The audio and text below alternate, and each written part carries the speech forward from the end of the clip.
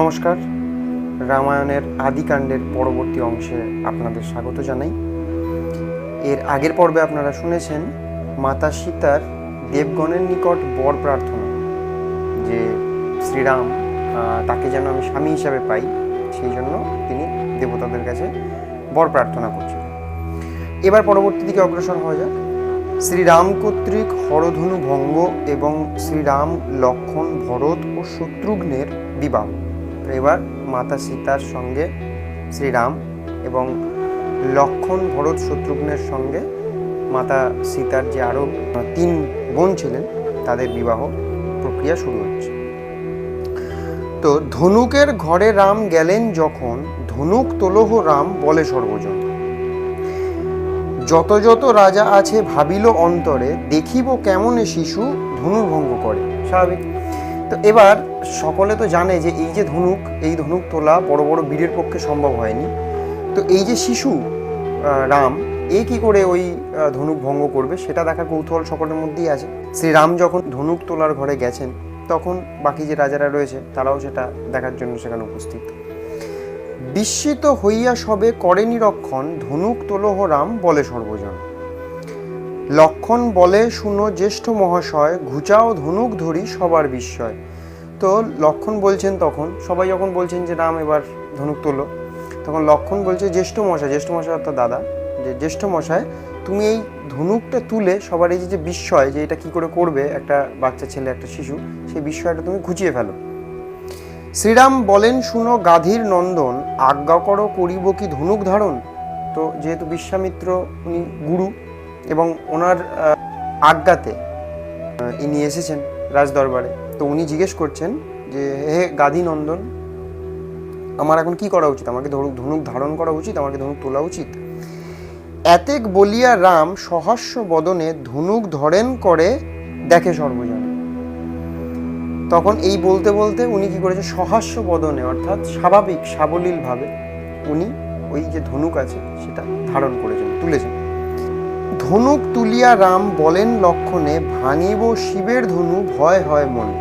তখন শ্রীরাম বলছেন যে ধনুক আমি তুললাম তো ঠিকই, এবং এটা ভাঙাই হচ্ছে গিয়ে পণ, কিন্তু এইটা যে ভাঙবো এটা তো স্বয়ং মহাদেবের ধনুস্বর, তো এটা আমার পক্ষে ভাঙা, মানে আমি যে ভাঙবো এটা আমার ভয় করছে।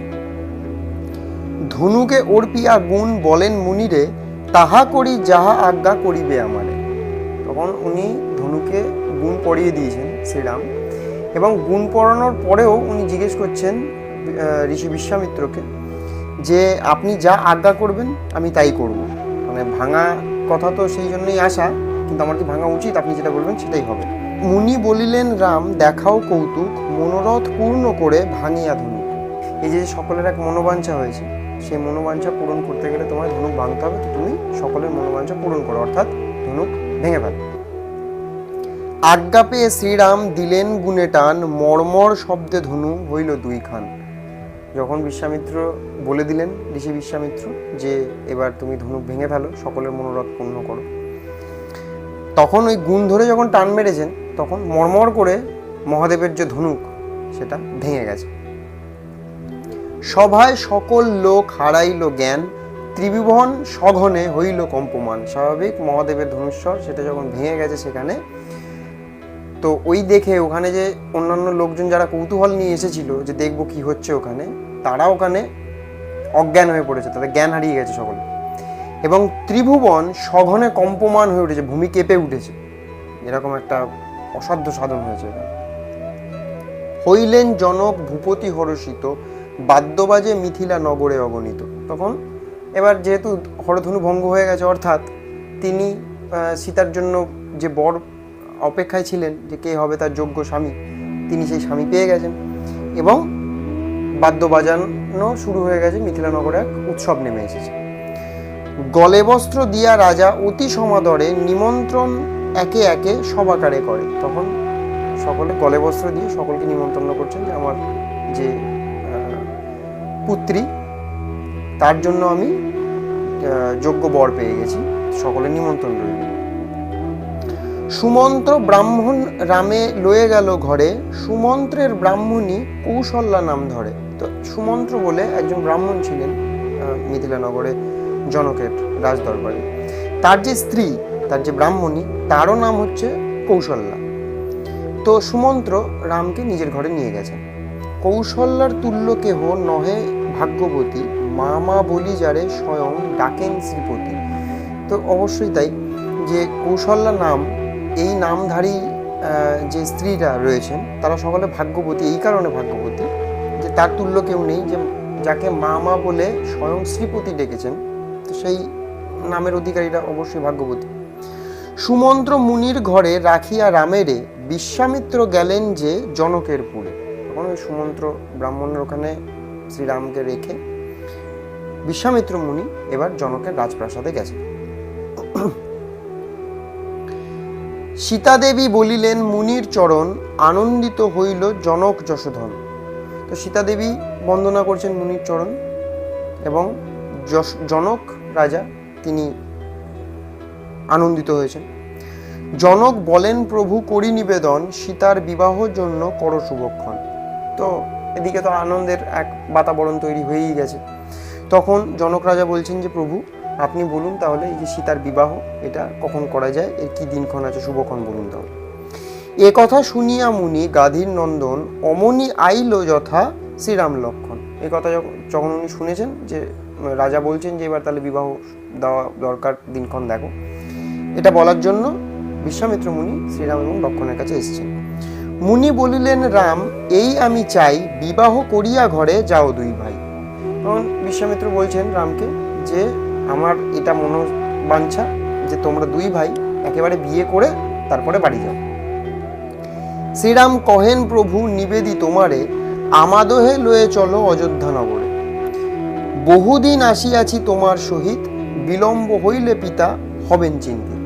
আচ্ছা, এই কথা শোনার পরে, বিয়ের কথা শোনার পরে শ্রীরাম কিন্তু বলছেন যে না, আমি কিন্তু অনেক দিন আপনার সঙ্গে অযোধ্যা নগর ত্যাগ করেছি, আপনার সঙ্গে এসেছি, তো এখন যদি বিলম্ব হয় যেতে, আমার বহুদিন হয়ে গেছে, রাজা বাবা তো এমনি চিন্তিত করবে, বিলম্ব হইলে পিতার চিন্তা বাড়বে, তো এক কাজ করুন, আমাকে এবং আমার ভাইকে অযোধ্যা নগরে দিয়ে আসুন। চারি ভাই জন্ম লইয়াছি একদিনে, সেসবারে ছাড়ি করি বিবাহ কেমনে। আচ্ছা, এ এক বিচিত্র প্রস্তাব দিয়ে বসেছেন শ্রীরাম। তিনি বলছেন যে আমরা চার ভাই, আমরা একই দিনে জন্মগ্রহণ করেছি, তো তাদেরকে ছেড়ে দিয়ে আমি একাকি করে বিয়েটা করে নিই। এই চারি ভ্রাতাকে যেই কন্যা দিবে চারি, চারি ভাই বিবাহ করিব ঘরে তারি। যে আমরা চার ভাই হয়েছি এবং এই চার ভাইকে একসঙ্গে যে ঘর থেকে চারজন মেয়ে দেবে, আমরা তারই ঘরে বিয়ে করব। এই বাক্য নিঃসরিল শ্রীরামের তুণ্ডে, আকাশ ভাঙিয়া পড়ে কৌশিকের মুণ্ডে।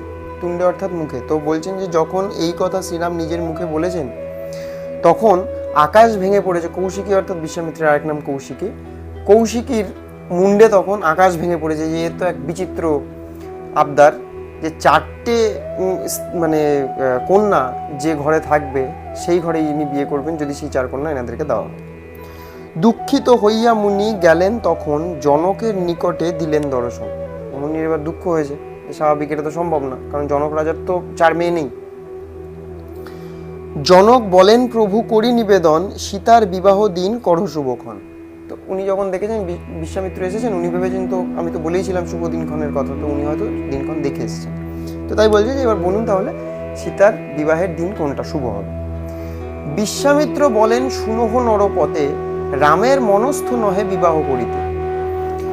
কহিলেন বহুকাল ছাড়িয়াছি ঘর, বিলম্ব হইলে পিতা হবেন কাতর।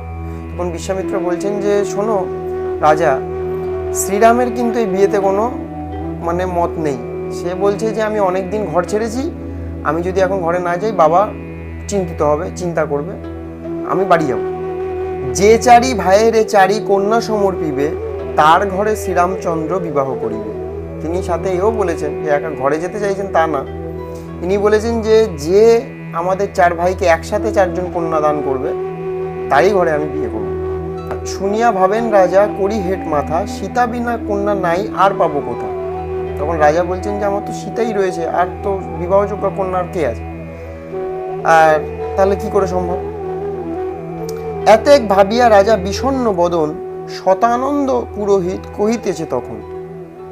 শতানন্দ বলে একজন পুরোহিত রয়েছেন, তিনি দেখেছেন যে রাজা চিন্তিত, যে এবার তো তাহলে যোগ্য বর পাওয়া সত্ত্বেও আমার মেয়ের বিয়ে দিতে পারবো না। তখন উনি এক বিচিত্র কথা বলছেন। উনি কি বলছেন, কেন রাজা হইয়াছ বিচলিত মন, তব ঘরে চারি কন্যা হইবে ঘটন। বলছেন বিচলিত হচ্ছেন কেন আপনি মহারাজ, আপনার ঘরে আমি 4টে কন্যার দরকার, তো আপনার ঘরে 4টে কন্যা হয়ে যাবে। তোমার কনিষ্ঠ ভাই কুশধ্বজ নাম, তার 2 কন্যা আছে রূপ গুণধাম। যে তোমার তো এক ছোট ভাই আছে কুশধ্বজ যার নাম, তো তার ঘরে 2 কন্যা আছে, তাদের তো রূপে গুণে দেখতে ভালো। তোমার দুহিতা 2 পরমা সুন্দরী, 4 ভাই সমর্পণ করো কন্যাচারী। তো জনক রাজার আরও এক কন্যা আছেন, কিন্তু সেই কন্যা বিবাহযোগ্য নয়, অর্থাৎ সীতা দেবীর সমবয়সী নয়। তো এই শতানন্দ পুরোহিত বলছে যে ঠিক আছে, তাতে অসুবিধা কিছু নেই, 4টে কন্যার দরকার, তো তোমার ছোট ভাইয়ের ঘরে 2 কন্যা আর তোমার ঘরের 2 কন্যা, এই হয়ে গেল 4 কন্যা। তাহলে 4 কন্যার বিবাহ তো দেওয়া যেতেই পারে। ও তো বলেছে এক ঘর থেকে 4 জনকে কন্যাকে নেবে, তো 4 কন্যা আছে তো ঘরে, তাই দিয়ে দাও। শ্রীরামের যে বাসনা হবে সেই মতো, তাহারে জানাও গিয়া সমাচার যত। তো ইনি তখন বলছেন বিশ্বামিত্র মুনির উদ্দেশ্যে যে আপনি তাহলে এক কাজ করুন, আপনি যান, গিয়ে বলুন যে এইরকম একটা ভাবে 4 জন কন্যা মানে সম্ভব একই ঘর থেকে। তা আপনি তাহলে যান, গিয়ে ওনাকে বলুন এই হচ্ছে ব্যাপার, তারপর ওনার মতামত অনুযায়ী যা করা যাবে। হরষিত হইয়া মুনি গাধীর কোঙর, বার্তা গিয়া দেন তবে রামের গোচর। তো বিশ্বামিত্র মুনি উনি আনন্দিত হয়েছেন যে হ্যাঁ এবার একটু আশা আছে, তাহলে উনি গিয়ে রামের কাছে সেই কথা বলেছেন। শুনো রাম, নাহি দেখি ইহাতে বাধক, 4 ভাইয়ে 4 কন্যা দিবেক জনক। যে আর আমার মনে হয় এতে বাধা কিছু থাকলো না, কারণ 4 ভাইয়ের জন্য 4 কন্যা জনক দেবেন। রাম বলিলেন প্রভু করি নিবেদন, সব ভাই হেতা নাই করিব কেমন, ইহাতে বাধক আরও আছে মুনিবর, বিবাহ করিতে নারী পিতৃ অগোচর। তো শ্রীরাম বলছেন, যখন বিশ্বামিত্র বললেন যে আর কোনো বাধা নেই, তখন শ্রীরাম বলছেন যে বাধা তো একটু আছে, সেটা হচ্ছে যে আমরা প্রথম কথা আমরা 4 ভাই একসঙ্গে নেই, আর দ্বিতীয় কথা হচ্ছে আমি পিতার অগোচরে মানে অবর্তমানে, পিতার অবর্তমানে আমি বিবাহ করতে পারবো না। আমারে বিবাহ দিতে যদি আছে মন, অযোধ্যাতে মনুষ্য পাঠাও একজন। তো যদি আপনার সত্যি আমাকে বিবাহ দেওয়ার ইচ্ছা থাকে, তাহলে আপনি এই অযোধ্যা নগরে লোক পাঠানোর ব্যবস্থা করুন, সংবাদ দিন। এতেক শুনিয়া গিয়া গাধীর নন্দন, কহিলেন জনকেরে সর্ববিবরণ। শুনিয়া আনন্দে রাজা ভাবে গদগদ, বচন মনের অগোচর এ সম্পদ। অর্থাৎ গাধীর নন্দন অর্থাৎ বিশ্বামিত্র মুনি যখন গিয়ে রাজাকে এই কথা বলছেন, রাজা এই সমস্ত শুনে তাই তিনি যে সম্পদ লাভ করেছেন সেটা উনি আর মানে তুলনা করা যায় না, এত খুশি হয়েছেন উনি বলছেন ঠিক আছে, তা শ্রীরামের যখন অসুবিধা নেই তাহলে অযোধ্যায় লোক পাঠানোর ব্যবস্থা করা যেতে পারে। মুনি বলিলেন শুনো জনক রাজন, আনিবারে রাজাকে পাঠাও একজন। তো তাহলে মহারাজ আপনি এক কাজ করুন, এবার বিশ্বামিত্র বলছেন যে একজনকে পাঠানোর ব্যবস্থা করুন অযোধ্যাতে এই সমাচার দেওয়ার জন্য। রাজা বলিলেন মুনি করি নিবেদন, তোমা ভিন্ন কে যাইবে অযোধ্যা ভুবন। এ কথা শুনিয়া মুনি ভাবিলেন মনে, ঘটক হইয়া যাই অযোধ্যা ভুবন। তো এই কথা শুনে মুনি ভাবছেন যে ঠিক আছে, তাহলে আমি ঘটক হয়ে অযোধ্যাতে যাই। এই যশ আমার ঘুষিবে ত্রিভুবনে, বিবাহ দিলাম আমি শ্রীরাম লক্ষ্মণ। তো আমি যদি ঘটক হয়ে অযোধ্যাতে যাই তাহলে আমার এই নাম চারিদিকে হয়ে যাবে যে শ্রীরাম আর লক্ষ্মণের বিবাহতে আমার মানে হাত রয়েছে, আমি ঘটক হয়ে এই কাজ করেছি। এতেক ভাবিয়া মুনি করিল গমন, সিদ্ধাশ্রমে প্রথমত দিলেন দর্শন। তো সিদ্ধাশ্রম অর্থাৎ যেখানে সমস্ত সিদ্ধ ঋষি পুরুষেরা যে আশ্রম করে থাকেন, সেই সিদ্ধাশ্রমে উনি প্রথম গিয়ে এই কথা বললেন, কারণ ধনুভঙ্গের পরে আর দেখা হয়নি, তো এই হচ্ছে তার প্রথম দেখা। সুধায় সকল মুনি কি শুনি কৌতুক, রাম নাকি ভাঙিয়াছে হরের ধনুক। তো এই মুনিরা তখন বলছেন যে কি এক কৌতুকের কথা শুনলাম, রাম নাকি হরের যে ধনুক ছিল শিবের ধনুক সেটা নাকি ভেঙে ফেলেছে। মুনি বলে করিবারে সীতার কল্যাণ, শিব ধনু আপনি হইল 2 খান। তখন বিশ্বামিত্র বলছেন যে সীতার কল্যাণার্থে ওই যে ধনুটা ছিল ওটা আপনিই 2 খান হয়েছে, শ্রীরাম উপলক্ষ মাত্র। বিশ্বামিত্র সিদ্ধাশ্রম পশ্চাৎ করিয়া, গঙ্গার কূলেতে মুনি উত্তরেন গিয়া। তো বিশ্বামিত্র এবার সকলের কাছে বিদায় নিয়ে উনি গঙ্গার কূলে গিয়ে উপনীত হয়েছেন। গঙ্গা পার হইয়া চলেন মুনিবর, অহল্যা যেখানে ছিল হইয়া পাথর। তো অর্থাৎ অহল্যার যে তপবন ছিল, এবার উনি গঙ্গা পার হয়ে সেই তপবন দিয়ে যাচ্ছেন। অহল্যার তপবন পশ্চাৎ করিয়া, পবনের জন্মভূমে উত্তরেন গিয়া। তো অহল্যার তপবনের আগে পবনের জন্মভূমি ছিল, উনি এবার পবনের জন্মভূমির উপর দিয়ে যাচ্ছেন। পবনের জন্মভূমি থুয়ে কত দূর, তারকার বনে যান কাছে সরজুর। তো সেই সরজু নদীর যে তীরে তারকার বন ছিল, যেখানে তারকা বধ হয়েছে, এবার উনি তারকা বনের উপর দিয়ে যাচ্ছেন। করিলেন সরজুর নিঃসংস্পর্শন, দূরেতে থাকিয়া দেখে অযোধ্যার জন।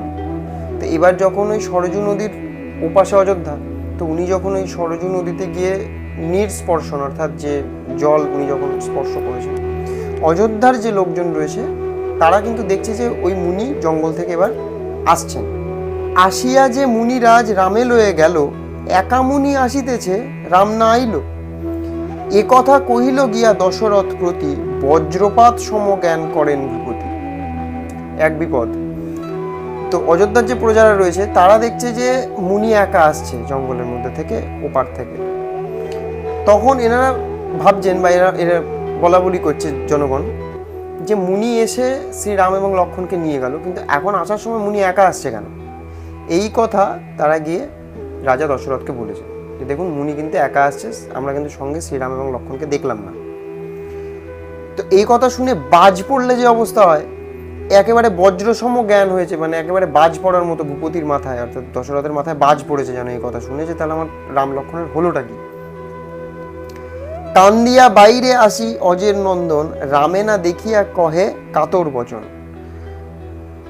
একা যে আইলা মুনি, রাম মোর কোথা, হইল প্রত্যক্ষ বুঝি অন্ধকের কথা। তো এবার উনি এসে দেখছে, এবার উনি নিজের চোখের সামনে দেখতে পাচ্ছেন যে মুনি সত্যি একা এসছে, এবং একা আসাতে উনি বলছেন যে তুমি আমার যে রামকে নিয়ে, আমি তো মানে বুঝতে পারছি না যে অন্ধক মুনি যে কথা বলেছিলেন সেই কথা কি সত্য হয়ে গেল কিনা, আমার রাম কোথায় গেল। কোথা রাম কোথা বা লক্ষণ গুণ নিধি, দরিদ্রের দিয়া নিধি হরিলেন বিধি। তখন বলছে যে আমার রাম আর লক্ষণ কোথায়। তো দরিদ্রকে ধন সম্পত্তি দানের পরে বিধি হয়তো সেই ধন সম্পত্তি আবার কেড়ে নিয়েছে, অর্থাৎ সেই যে অভিশাপ ছিল সেই অভিশাপ মনে হয় সত্যি হয়ে গেছে। যজ্ঞ রক্ষা হেতু লয়ে গেলা নিজ বাস, ছলেতে করিলা মুনি মম সর্বনাশ। এবং উনি এবার বিশ্বামিত্রকে একটু বাজে কথা বলছেন। উনি বলছেন যে যজ্ঞ রক্ষা করবে এই অজুহাতে তুমি এখান থেকে নিয়ে গেলে, তুমি বললে যে আমার শ্রীরাম আর লক্ষণ গেলেই হবে, আমি তোমায় বলেছিলাম সেনা পাঠাচ্ছি, তুমি বললে না শ্রীরাম আর লক্ষণকেই দরকার। এই ছল করে নিয়ে গিয়ে তুমি আমার এত বড় সর্বনাশটা করে দিলে। রাক্ষস বধের হেতু লইয়া কুমার, কে জানে বদি বা মুনি পরাণ আমার। যে এরকম ভাবে রাক্ষস বধ করতে তুমি আমার দুই পুত্রকে নিয়ে গেলে, তুমি আমার কুমার নিয়ে গিয়ে তুমি যে অলক্ষ্যে আমাকেই বধ করার করেছো, ব্যবস্থা হয়েছে, সেটা মনে হয় তোমার জানা নেই। বার্তা পেয়ে আইলো রাজার যত রানী, ডম্বুর হারায় যেন ফুৎকারে বগিনী। তো যেরকম রাজার কাছে যখন এই সমস্ত হচ্ছে, এবার এই কথা রানীমহলেও গেছে, এবং রানীমহল থেকে তারা যখন শুনেছে যে রাম আর লক্ষণ আসেনি, একা মুনি ফিরে এসেছে, তো ডম্বুর হারায় যেন ফুৎকারে বাঘিনী, অর্থাৎ বাঘের মানে বাঘিনীর যে বাচ্চা সেটা হারিয়ে গেলে উনি তারা যেরকম মানে হুঙ্কার দিয়ে বেড়ায়, সেরকমভাবে একেবারে আছাড়ি বিছাড়ি মানে একেবারে আক্রোশের সঙ্গে এসে পড়েছেন। কৌশল্যা সুমিত্রা রানী হাহাকার করে, প্রমাদ পড়িল আজি অযোধ্যা নগরে। তো এবার হাহাকার করে কান্নাকাটি শুরু হয়েছে কৌশল্যা এবং সুমিত্রার। 8 বৎসরে রাম 10 নাহি পুরে, হেন রামে খাইল কি বনে নিশাচরে। তারা এবার কান্নাকাটি করছেন যে আমার যে পুত্র তা 8 বছর বয়স, ওকে কি বনের যে নিশাচর যে রাক্ষস তারা কি একেবারে খেয়ে নিল। আকুল হইল রাজা অজের কুমার, বিশ্বামিত্র ভাবিলেন এ কি চমৎকার। এদিকে বিশ্বামিত্র ভাবছেন যে আমাকে তো কিছু বলার সুযোগ দিলই না, এরা নিজেরাই ভেবে নিয়েছে যে রাক্ষস রাম আর লক্ষণকে মেরে দিয়েছে, এরাই নিজেরা ভেবে নিয়েছে যে আমি মানে সরাসরি না একটু পরোক্ষভাবে আমি রাজাকে বধ করার পরিকল্পনা করেছি। এই সমস্ত যে বিভিন্ন কথা তাকে কিন্তু বলার সুযোগ দেওয়া হচ্ছে না, এরা নিজেরাই প্রশ্ন করে উত্তর নিজেরাই দিয়ে নিচ্ছে, দিয়ে নিয়ে হাউ হাউ করে কাঁদছে। রাজারে বুঝায় যত পাত্রমিত্রগণ, হেন কালে আইলেন বশিষ্ঠ ব্রাহ্মণ। আচ্ছা, এই বশিষ্ঠ এবং বিশ্বামিত্র এনাদের আখ্যান আছে পরে, যে এনাদের মধ্যেও একটা কিন্তু বড় ঝামেলা আছে, সেটা পরবর্তীকালে আসবে। তো তো যখন এখানে খবর গেছে যে শ্রীরাম আর লক্ষণ ফেরেনি, এবং খবর এরকমভাবে ছড়িয়েছে যে শ্রীরাম আর লক্ষণ আর বেঁচে নেই, রাক্ষস গিলে ফেলেছে তাদেরকে, সেই কথা শুনে বশিষ্ঠ ব্রাহ্মণ এসেছে যে সত্যিটা কি, আমার গিয়ে দেখা দরকার। বশিষ্ঠ বলেন, কহ গাধীর নন্দন, রামের মঙ্গল শুনি জুড়াক জীবন।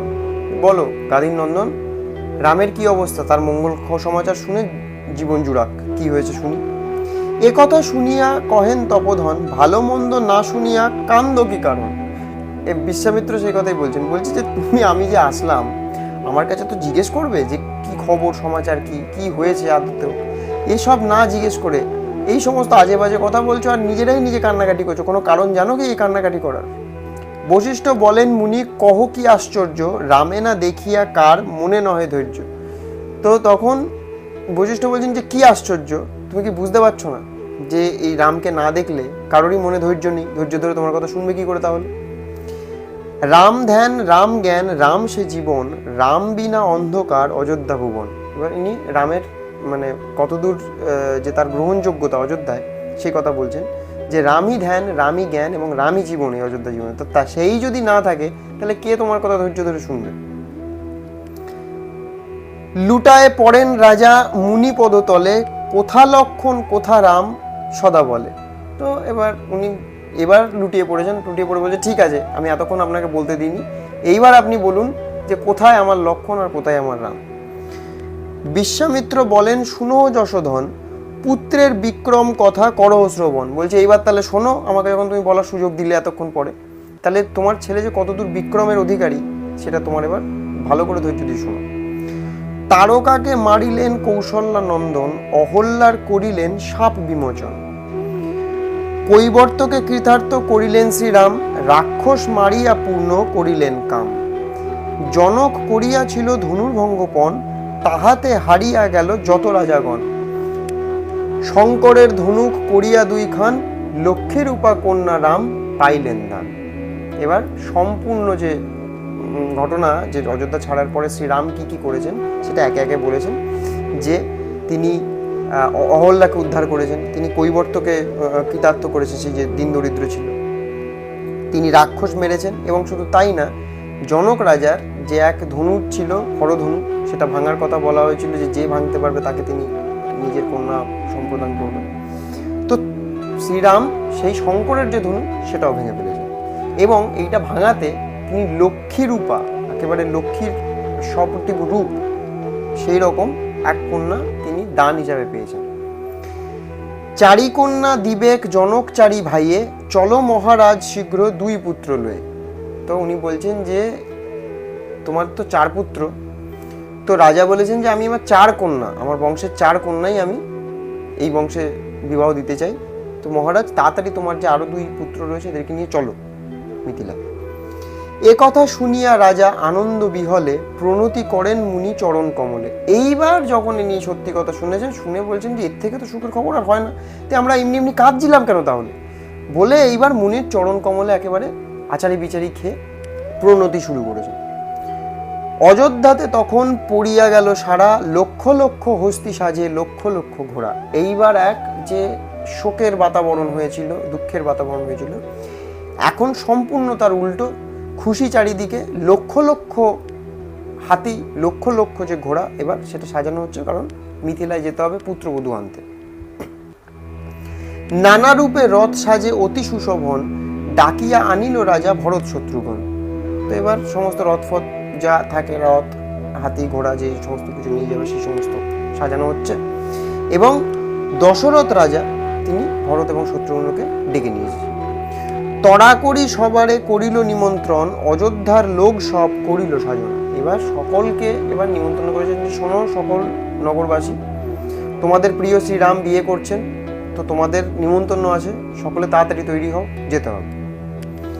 অগ্রে রথে চড়িলেন যতেক ব্রাহ্মণ, চড়িলেন রথে রাজা সহপুত্রগণ। তো প্রথমে সারির যে রথ, তাতে সব যে মানে অযোধ্যার যে ব্রাহ্মণ সম্প্রদায় তাদেরকে তোলা হয়েছে, পিছনে রাজা তার 2 পুত্রকে নিয়ে যাত্রা শুরু করছে। বলেন কৌশল্যা দেবী সুমিত্রা দেবীরে, না পাই হরিদ্রা দিতে রামের শরীরে। সুমিত্রা বলেন দিদি কেন ভাবো আর, রামের নামেতে করি মঙ্গল আচার। তো তখন এই কৌশল্যা দেবী বলছেন যে সে তো বুঝলাম, কিন্তু ছেলের গায়ে তো হলুদ দিতে হয়, তো সেইটা তো তাহলে তো দিতে পারবো না, কি করে তাহলে, মানে ছেলেকে তো পাচ্ছি না হাতের কাছে, তাহলে হলুদ দেবো কী করে? তখন সুমিত্রা বলছেন যে দিদি এই সমস্ত নিয়ে ভাবনা চিন্তা করার দরকার নেই, আমরা ওই মঙ্গল যে আচার হয় সেটা আমরা নিজেরা নিজেদের মতো করে করে ঘরে করে ফেলি। লক্ষ লক্ষ পদাতিক চলিলেক সঙ্গে, চক্রবর্তী চলিলেন সৈন্য চতুরঙ্গে। চক্রবর্তী তো সম্রাট, তো লক্ষ লক্ষ পদাতিক সৈন্যকে নিয়ে চক্রবর্তী সম্রাট সৈন্য চতুরঙ্গে, যে 4 ভাগ ছিল যে সৈন্যের, তাদেরকে নিয়ে এবার যাত্রা শুরু করেছে। রায়বার পরে ভাট বেদ বিপ্রগণ, মিথিলার অ্যাবে কিছু শুনো বিবরণ। আচ্ছা, তো কারা কারা যাচ্ছে? রায়বার হচ্ছে রাজার নিকটে যে স্তুতি পাঠ করে, রাজার যে গুণগান করে, স্তুতি পাঠ করে, তাকে রায়বার বলে। তো সেই রায়বার, আর পরে ভাট, ভাট হচ্ছে যে যারা বংশ পরম্পরায় তাদের যে বংশ তালিকা সেই সম্পর্কে যার মানে সম্পূর্ণ জ্ঞান থাকবে, চারণ কবি ধরনের হন এনারা, গান গেয়ে ওই সম্পূর্ণ যে বংশ বিবরণ সেটা বলতে পারবে। তো সকলকে নিয়ে, মানে বলার বক্তব্য এই যে রাজার যে প্রয়োজনীয় যে সমস্ত রাজদরবারিগণ, সেই রাজদরবারিগণদেরকে নিয়ে উনি যাত্রা করেছেন। তো আজ এই পর্যন্তই, আশা করি সকলের ভালো লেগে থাকবে। যদি ভালো লেগে থাকে প্লিজ লাইক করুন, চ্যানেলটি সাবস্ক্রাইব করুন, আর শেয়ার করুন লোকেদের সঙ্গে। আপনাদের আশীর্বাদ, আপনাদের কৃপা থাকলে এভাবেই সপ্তকাণ্ড রামায়ণ গল্পের ছলে সম্পন্ন করা সম্ভব।